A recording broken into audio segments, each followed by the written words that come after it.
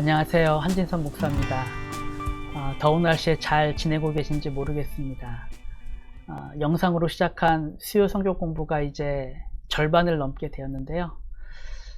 생각할 때 좀 이제 시기상으로 좀 지루해질 때도 된 것 같기도 하고, 말씀을 준비하는 저도 그렇고 말씀을 들으시는 여러분들도 그렇고, 다시 한번 좀 새로운 마음으로 하나님의 말씀을 잘 배우게 됐으면 좋겠습니다. 그럼 이제 오늘 하나님 말씀 함께 배우도록 하겠습니다. 오늘은 요아스 왕에 대해서 살펴보겠는데요. 우리가 지난주에 살펴본 것처럼 요아스 왕은 그 할머니가 된 그 아달랴의 폭정 속에서 살아남아서 7살에 왕위에 올랐던 그런 사람입니다. 이 일에 결정적인 역할을 했던 사람이 바로 제사장 여호야다였죠. 오늘 우리가 주의 깊게 살펴볼 두 주인공입니다. 오늘은 그림들이 좀 유아틱하죠? 제가 유치부 아이들 가르칠 때 모아두었던 그림들을 오늘 좀 사용했는데요. 대제사장 여호야다가 한 살배기였던 요아스를 구해서 아달랴를 피해 6년 동안 성전에서 숨겨 기르다가 마침내 반정에 성공을 해서 왕으로 세우게 되는데요. 그렇게 요아스가 7살의 왕이 됐으니까 실제 정치는 다 여호야다를 통해서 이루어졌고, 요아스는 이 여호야다의 지도 아래서 율법의 교육을 받으면서 성장을 하게 됩니다. 이것은 분명히 요아스에게는 복이었죠. 그렇게 하나님을 경외했던 여호야다의 선한 영향력이 요아스의 통치 속에 미치게 되었던 것인데요. 앞서 여호야다가 아달랴를 처단하고 반정에 성공했을 때의 그 기록을 살펴보면 여호야다가 자기와 모든 백성과 왕 사이에 언약을 세워서 여호와의 백성이 되는, 그 하나님의 언약 백성답게 살기로 결단하는 그 언약을 맺게 합니다. 그리고 나서는 그 언약을 맺은 유다 백성들이 바알의 신당으로 가서 그 신당을 부수고 제단들과 형상들을 부수었을 뿐 아니라 그동안 제대로 지켜지지 않았던 성전 제사의 여러 규례들을 재정비해서 하나님께 드리는 제사가 율법에 합당하게 드려질 수 있도록 여러 가지 개혁 조치들을 시행하게 됩니다.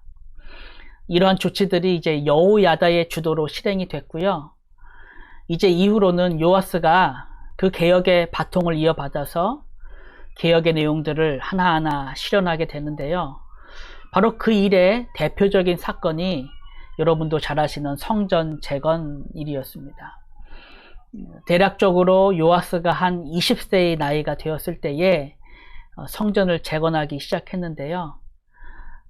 앞서서 여호야다를 통한 여러 가지 개혁이 있었지만 그럼에도 불구하고 당시 성전은 많은 부분이 낡고 또 회파된 채로 남아 있었습니다.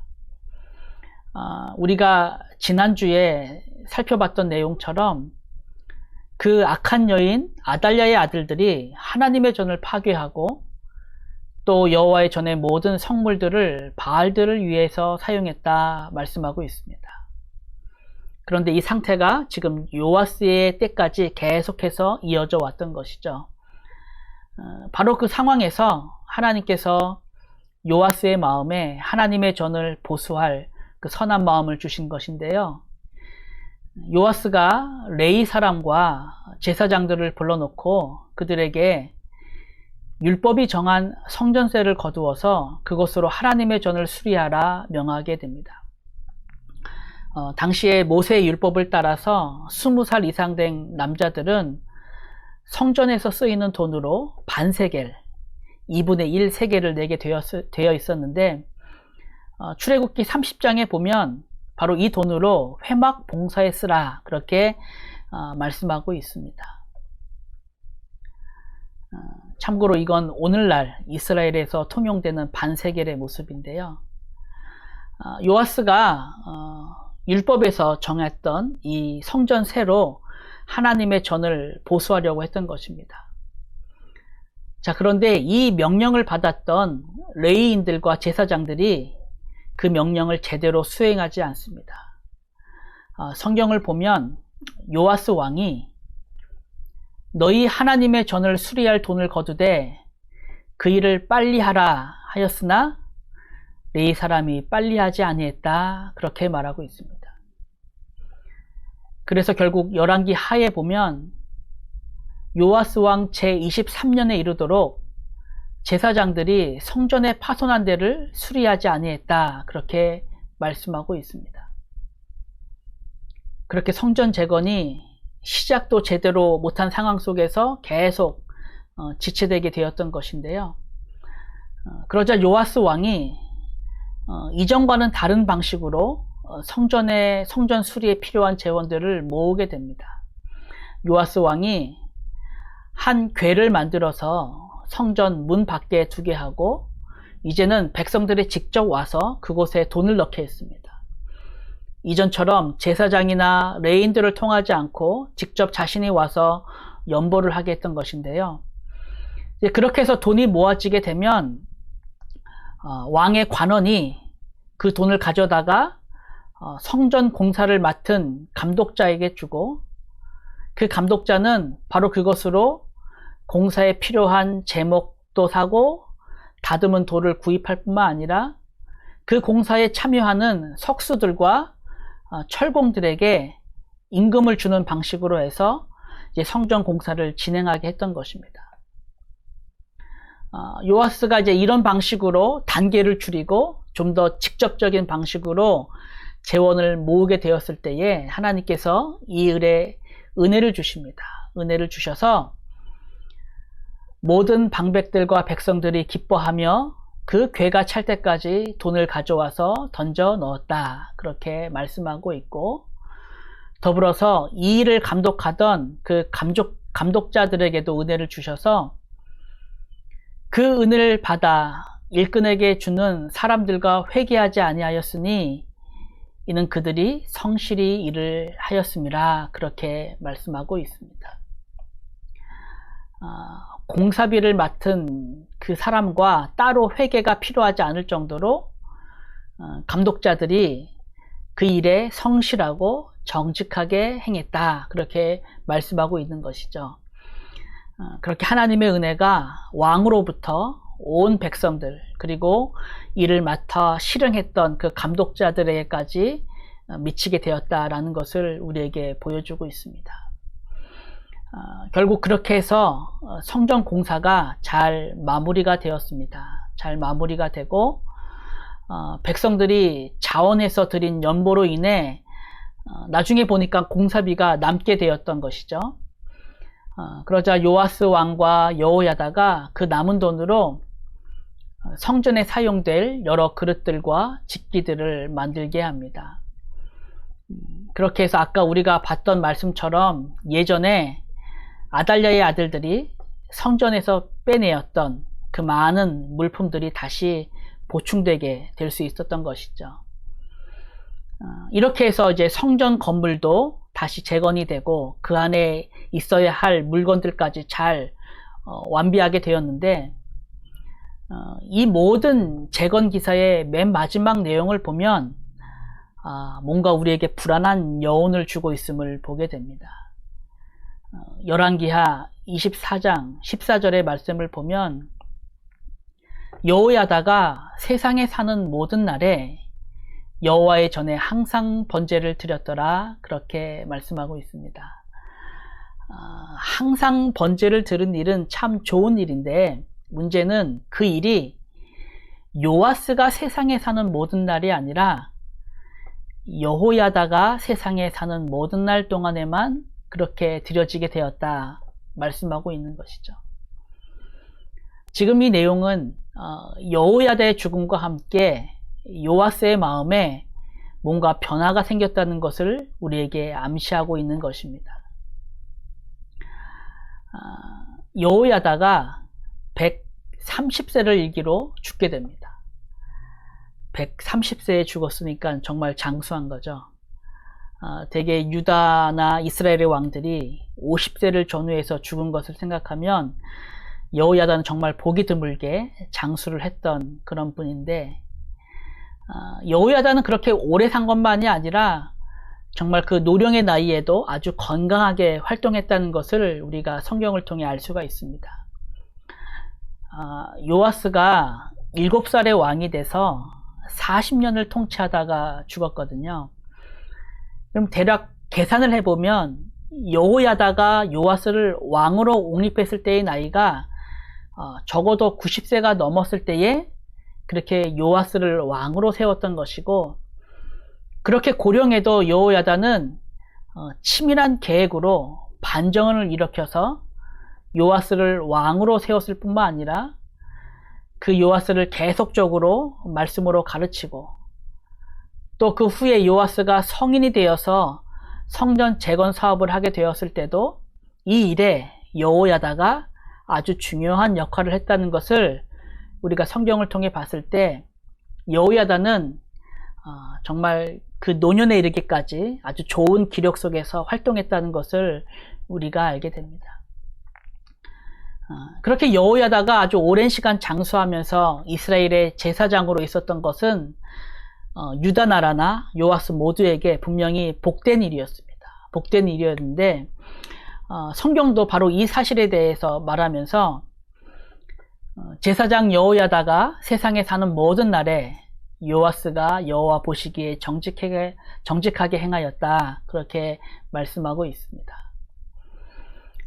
이처럼 여호야다는 요아스의 신앙과 정치력에 있어서 아주 좋은 후견인이 되었는데, 문제는 요아스가 이러한 여호야다의 영향력을 자신을 보호하는 어떤 그늘과 같이 생각하기보다는 오히려 자신을 가리우는 그러한 그늘로 생각했다는 것에 있었습니다.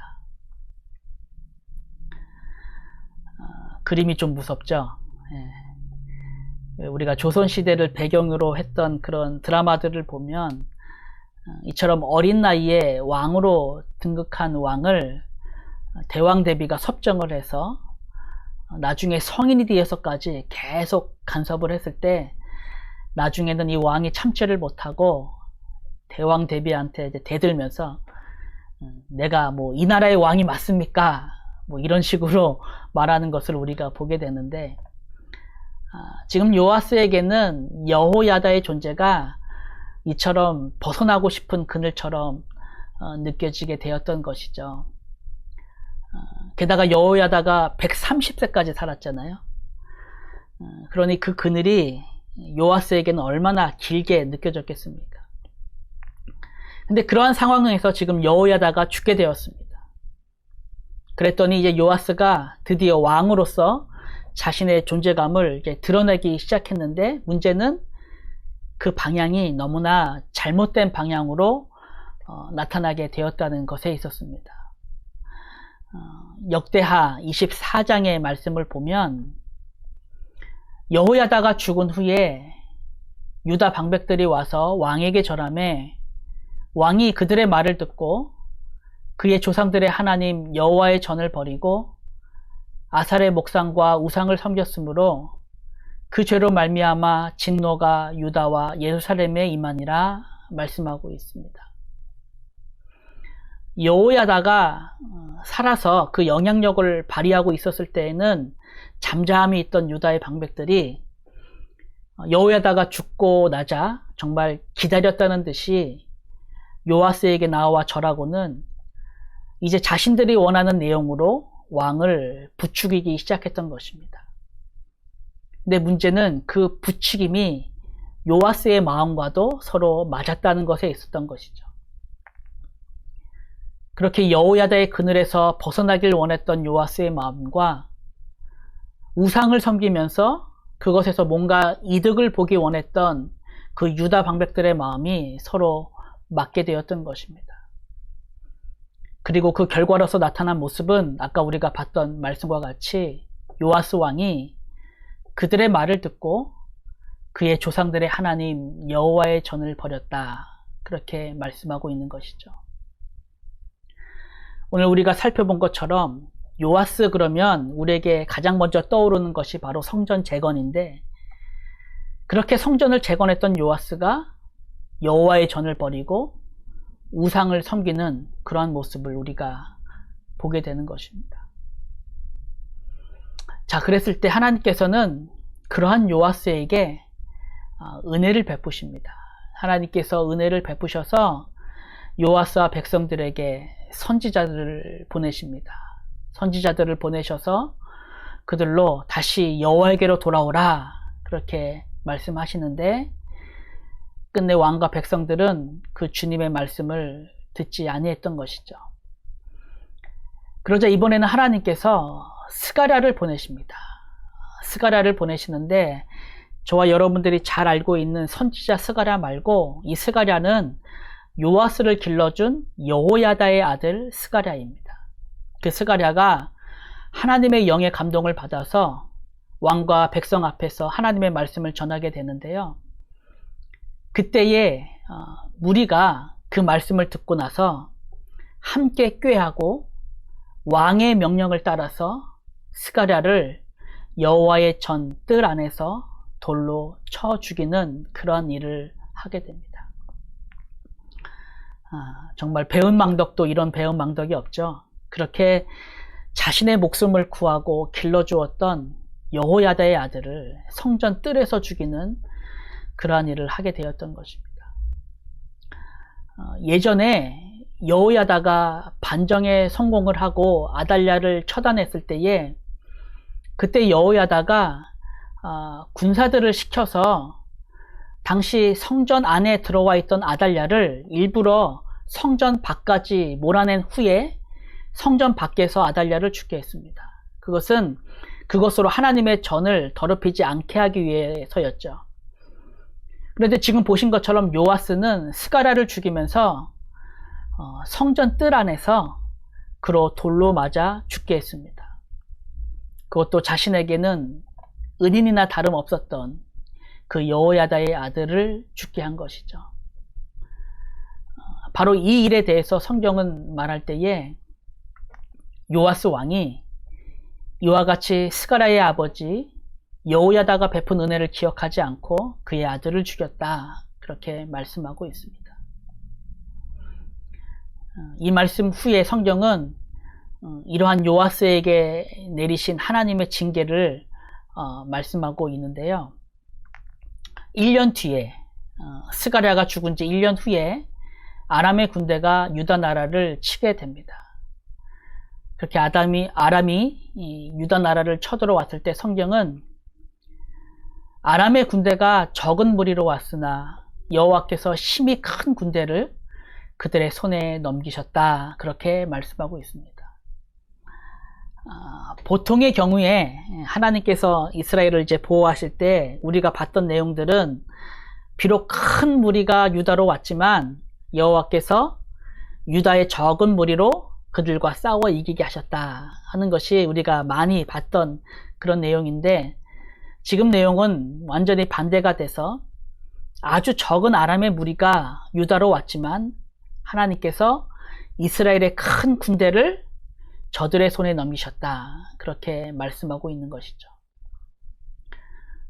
그리고 나서 이제 이후에 성경의 내용을 보면 이처럼 유다가 아람 군대에 의해서 큰 패배를 당한 이후에 요아스가 더 이상의 피해를 막기 위해서 당시 아람의 왕 하사엘에게 그의 조상들 유다 왕 여호사밧과 여호람과 아하시아가 구별하여 드린 모든 성물과 자기가 구별하여 드린 성물과 여호와의 성전 곳간 왕궁에 있는 금을 가져다가 아람 왕 하사엘에게 보내더니 하사엘이 예루살렘에서 떠나갔더라, 그렇게 말씀하고 있습니다. 바로 이것이 요아스가 자신에게 닥친 위기를 넘긴 방식이 되었던 것이죠. 요아스는 그렇게 성전을 재건하긴 했지만 그 성전이 주는 참된 가치를 드러내는 일에는 실패했다는 것을 우리가 보게 되는 것입니다. 예전에 솔로몬이 하나님께 성전을 봉헌하면서 드렸던 기도가 있었죠.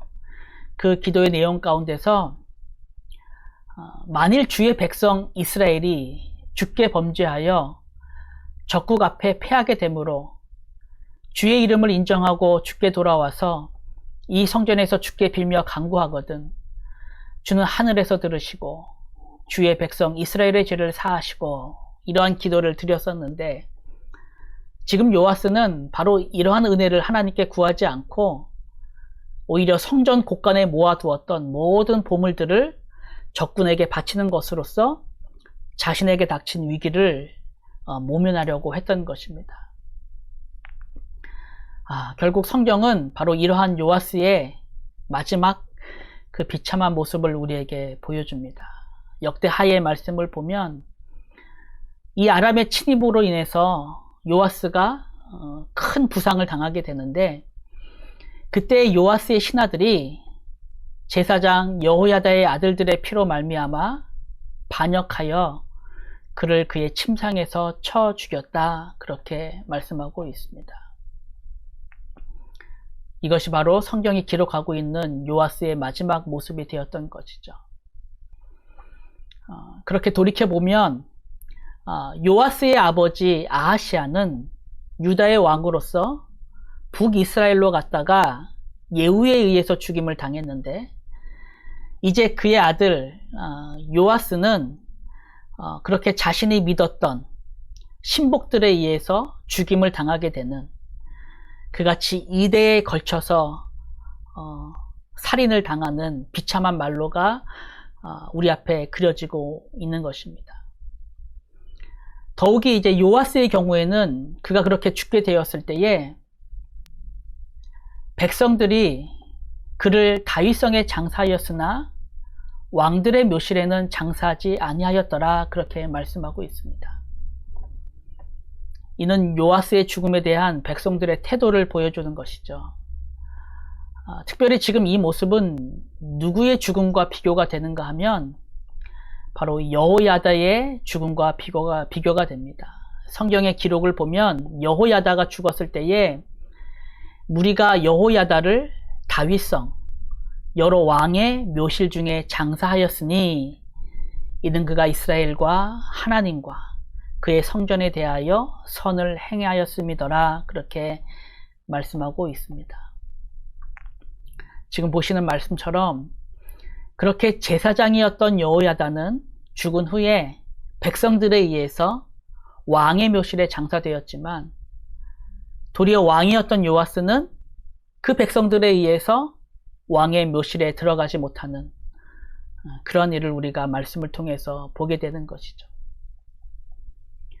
그렇게 어렸을 때부터 하나님의 은혜를 입어서 성전에서 자라났고, 왕이 돼서는 그 성전을 재건했던 요아스가 그 마지막에는 이와 같은 모습으로 그 마지막을 장식하게 되었다는 것이 우리가 성경을 보면서 참 서글퍼지는 그런 장면이 아닌가 생각하게 됩니다. 여기까지 해서 우리가 오늘 살펴볼 내용들을 다 마치게 되는데요. 지금 이러한 내용을 통해서 우리가 몇 가지 교훈들을 생각해 보게 되길 원합니다. 유다의 왕 요아스는 그렇게 하나님의 은혜로 여호와의 돌봄 속에, 여호야다의 돌봄 속에서 율법으로 교훈을 받고 또 오랫동안 회파되었던 그 성전을 다시 보수하는 그러한 선한 일을 했지만, 결국 그의 삶 전체를 통해서 그가 행했던 이러한 경건의 모습들을 생각했을 때에는 정말 요아스에게는 그같이 자신이 배우고 또 행했던 그 많은 경건의 모습들이 자신의 신앙 안에서 그렇게 내재화되지는 못했다는 것을 우리가 생각하게 됩니다.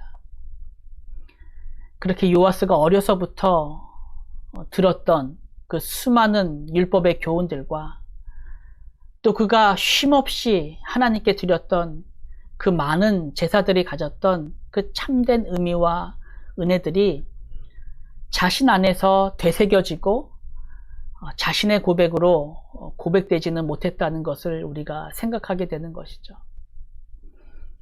바로 그런 상황에서 요아스에게 다가왔던 새로운 환경과 유혹은 요아스를 이전과는 전혀 다른 삶의 모습으로 살아가게 했던 것입니다. 저와 여러분들이 많이 경험하고 또 봤던 것처럼 아이들이 학교에 다닐 때까지는 부모의 권위 밑에서 예배도 참여하고 또 교회 여러 가지 활동들도 하다가 대학에 들어가게 되면 정말 언제 그랬냐는 듯이 신앙에 등을 지고 살아가는 경우를 우리가 많이 보게 됐던 것처럼, 그렇게 우리 안에 내재되지 않은 신앙의 모습은 언제고 우리 삶에 있게 되는 새로운 환경들과 여러 유혹들 속에서 우리로 신앙의 중심을 잃고 넘어지게 하는 그런 일을 우리가 경험하게 되는 것이죠. 그래서 그때가 되면 그동안 내가 교회 안에 머물면서 행했던 많은 것들이 이제는 내 안에서 다 지루함으로 남게 되고, 이제는 더 이상 그 안에서는 어떤 새로운 신앙의 새로움과 기쁨을 우리가 찾지 못하게 되는 것입니다.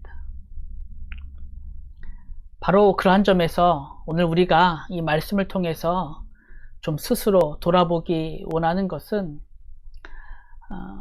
지금 내가 가지고 있는 그 신앙의 지식은 정말 내 안에서 하나님을 향한 참된 경공과 그 믿음을 증거하는 삶의 열매로 나타나고 있는지,